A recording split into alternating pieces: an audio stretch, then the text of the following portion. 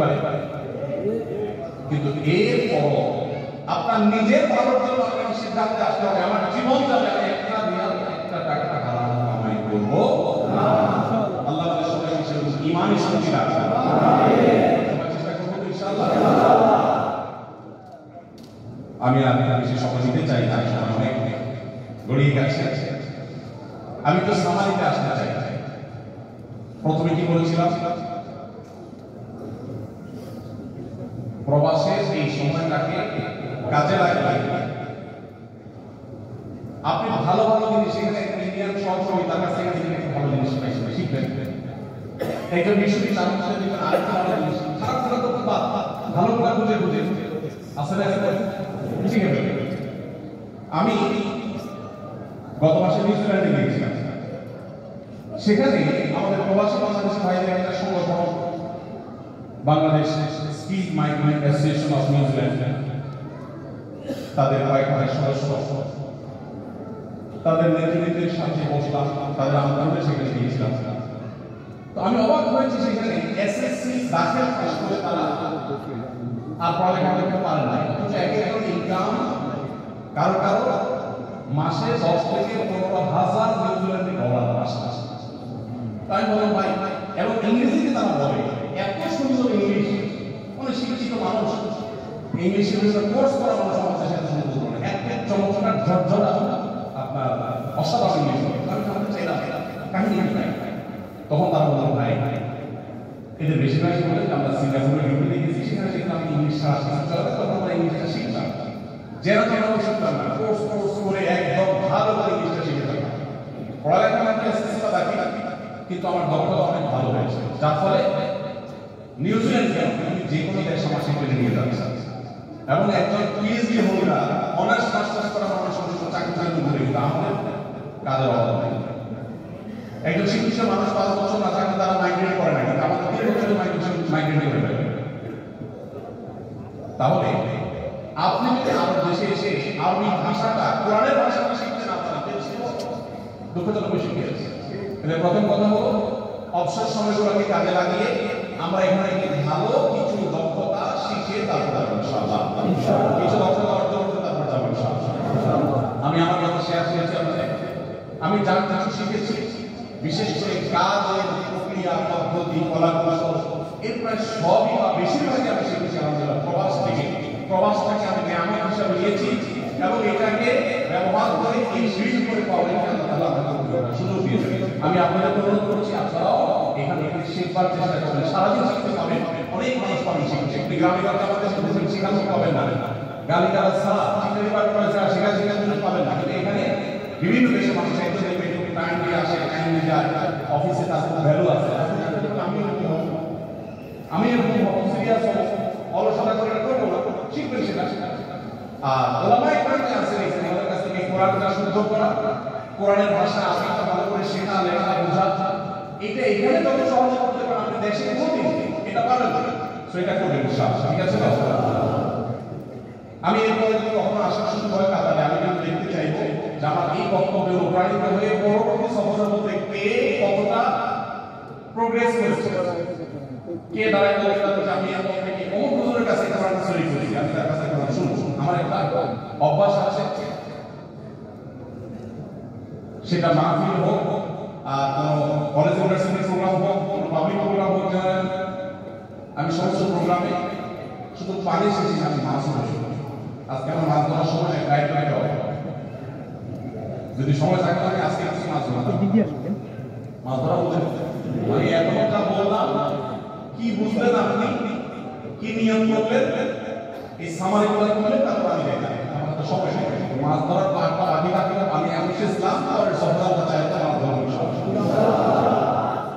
কে কত বড় অভিজ্ঞতা হতে পারছে দেখা যায়। ঠিক আছে?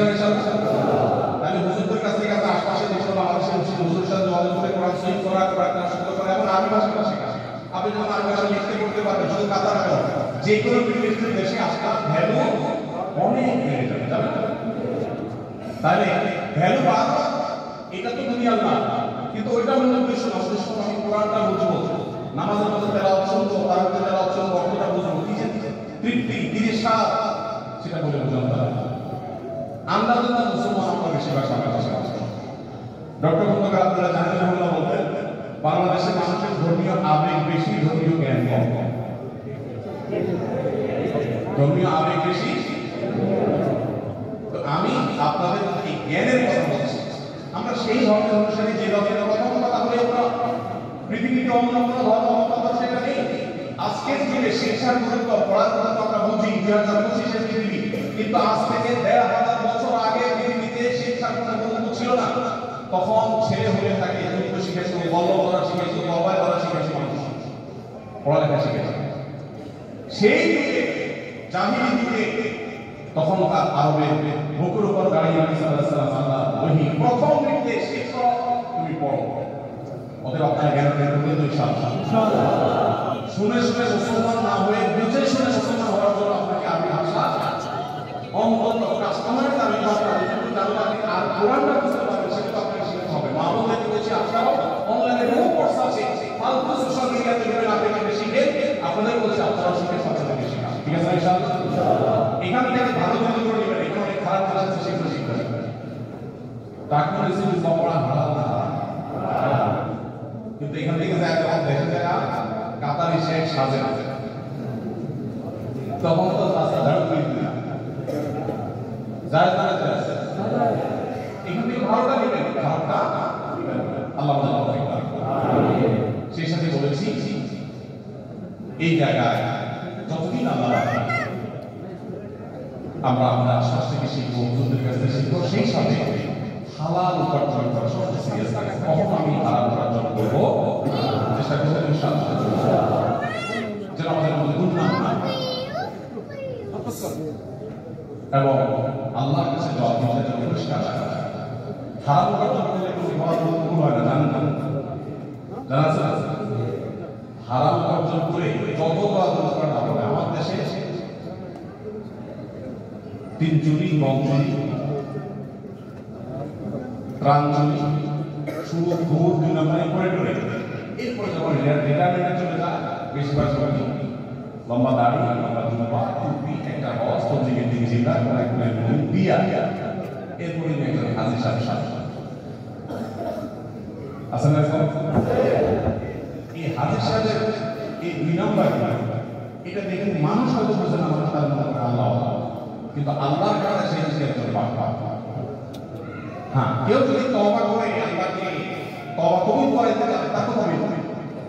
তো এই জন্য আমরা সময় থাকলে হালাল উপার্জন করে এমন ভাবে জীবনযাপন করবো যে এখন হয়তো মা বাবা বোঝাবে, ভাই ভাই বোঝাবে, কিছু করতে পারছ না, কোনো কিছু হয় না, আপনার নিজের কাছে খারাপ লাগবে, কিন্তু আল্লাহ যখন এক সময় জীবনের সায়ান্নে আপনাকে নিয়ে যাবে এবং সায়ান্নে যখন যাবে বাদ বা বার্ধক্যে যখন পৌঁছাবে তখন আপনার নিজের কাছে ভালো লাগবে যে প্রতিটা টাকা আমার করে বাদ বুঝে টাকা নেই।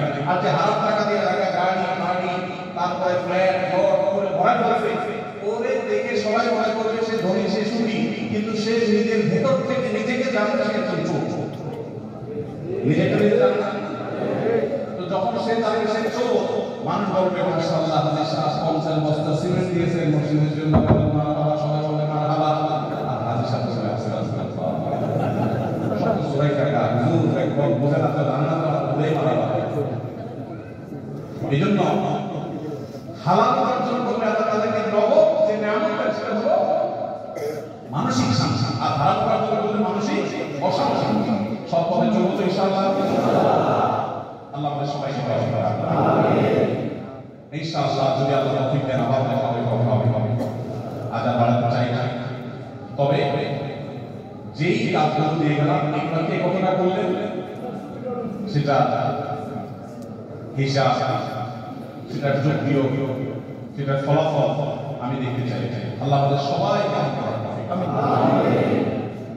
আমি আপনাদের কাছে বিশেষভাবে দোয়া চাই আমার জন্য, আমাদের প্রিয় দেশটার জন্য আপনারা সবসময় দোয়া সবাই থাকবে। আমাদের পরে স্বাধীনতা অর্জন করে বা আমাদের পরে কাতারের কথাও যদি বলেন, ইতিহাস যদি দেখেন বেশি পুরো না, অনেক দেশ আছে অনেক দূরে এগিয়ে গেছে, আমার দেশটা অট্টালিকায় উঠেছে, ওই চক্করে করে উঠেছে। আল্লাহ যেন আমাদের দেশকে সার্বিকভাবে মুক্তি এবং উন্নতি নসিব করে। যতদিন আমাদের দেশে অর্থনৈতিক মুক্তি নসিব না হবে ততদিন বিদেশি চোখ রাখা, তাদের মন্দির এগুলো আমাদের সহ্য করে যেতে হবে। অতএব নিজের জন্য, দেশের জন্য আমরা দোয়া করব এবং সেই সাথে নিজেকে স্কিল করে মুসলিম মিল্লাতের উজ্জ্বল, নিজের দেশের উজ্জ্বল এবং নিজের ভবিষ্যৎ উজ্জ্বল করার চেষ্টা করব। আল্লাহ আমাদের সবাইকে দান করুন। আপনারা মূল্যবান সময় দিয়েছেন, অনেকে অনেক দূরান্ত থেকে এসেছেন, আপনাদের কৃতজ্ঞতা। মাননীয় রাষ্ট্রপতি মহোদয়ের প্রতি কৃতজ্ঞতা, তিনি তার মূল্যবান সময় থেকে সময় বের করে এখানে আমাদের সাথে সময় দিয়েছেন, আমাদের প্রেরণা দিয়েছেন। আল্লাহ তাকে দুনিয়া আখিরাতে অনেক বেশি সম্মানিত করুন এবং